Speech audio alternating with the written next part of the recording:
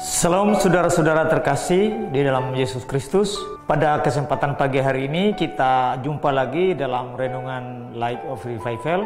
Firman Tuhan yang akan kita belajar pada pagi hari ini, mari kita membacanya dari Pengkhotbah pasal 1 ayat yang ke-18. Beginilah bunyi firman Tuhan, karena di dalam banyak hikmat ada banyak susah hati, dan siapa memperbanyak pengetahuan memperbanyak kesedihan. Saudara-saudara yang terkasih di dalam Yesus Kristus, dalam ayat ini sepertinya Raja Salomo memberikan satu kontradiksi yang pada umumnya dipergunakan atau yang dimiliki oleh setiap manusia. Karena sesungguhnya hikmat itu diperlukan oleh setiap manusia, pengetahuan itu diperlukan oleh setiap manusia di dalam hidup ini.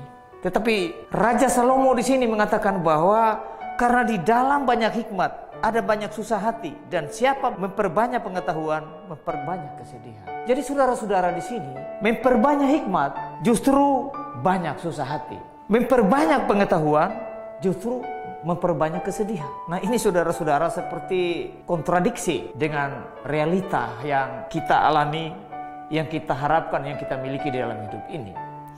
Nah, saudara-saudara yang terkasih, sebenarnya apa yang dimaksud oleh Raja Salomo di sini?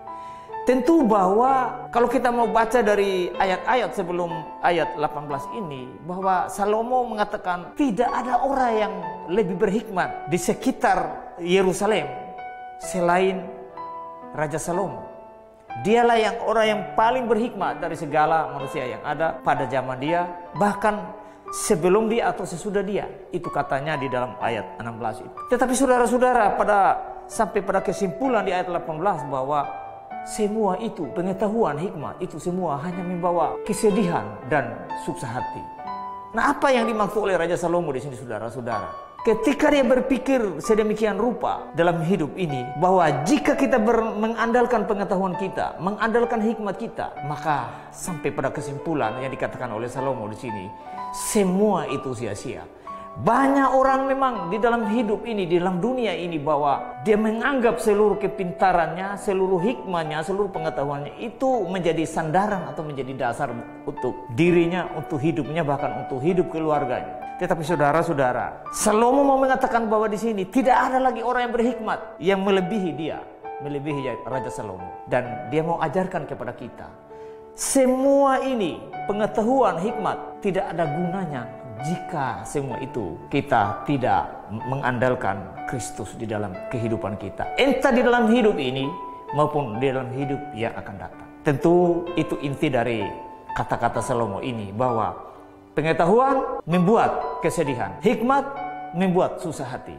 Nah, kalau begitu, supaya jangan ada sedih, supaya jangan ada susah, terkhusus pada hidup yang akan datang, yaitu ketika kita mati, apa yang harus kita miliki? Yaitu iman kepada Kristus.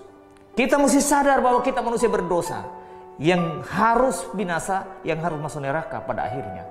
Tetapi jika Kristus sudah datang mengatakan bahwa akulah jalan dan kebenaran dan hidup, tidak ada seorang pun yang datang kepada Bapa tanpa melalui aku. Marilah kita percaya pada Dia, pada Kristus, supaya hikmat pengetahuan yang kita miliki di sini ada arti di dalam hidup ini, bahkan di dalam hidup yang akan datang. Biarlah semua kita ketika menjadi Kristen, kita sadar bahwa kita manusia yang binasa. Tetapi ketika kita beriman, datang kepada Kristus, percaya kepadanya sebagai juru selamat dan penebus dosa, maka semua itu, hidup kita akan berguna, hikmat pengetahuan kita akan berguna di dalam hidup ini, bahkan di dalam hidup yang akan datang. Biarlah firman Tuhan yang singkat ini boleh memberkati saya dan saudara. Mari kita berdoa. Bapa di surga, biarlah firman Tuhan yang kami dengar pada pagi hari ini boleh memberkati kami, dan juga Tuhan memberikan kami hikmat pengetahuan yang berdasarkan pada iman kepada Kristus, supaya semua itu boleh berguna bagi hidup kami. Hanya di dalam nama Yesus kami berdoa kepada Bapa di surga. Amin. Baik saudara, biarlah firman Tuhan yang telah kita belajar menjadi pedoman di dalam kehidupan kita dalam hari-hari yang masih tersisa. Shalom.